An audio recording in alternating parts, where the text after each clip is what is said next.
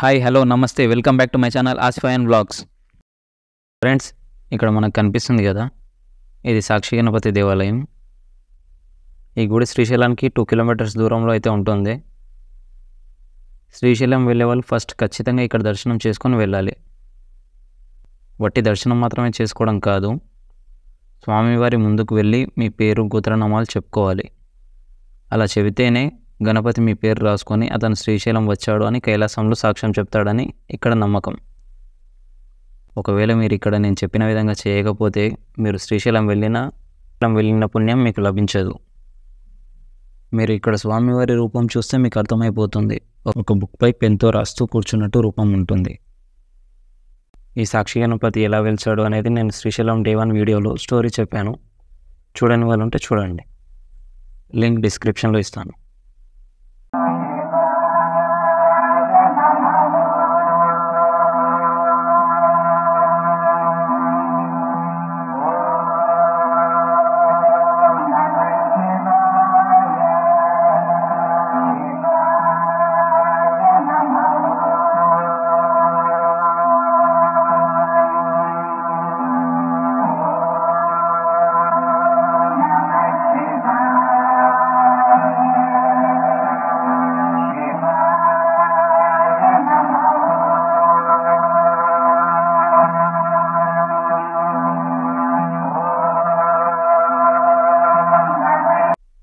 So friends, ఇది మన vlog.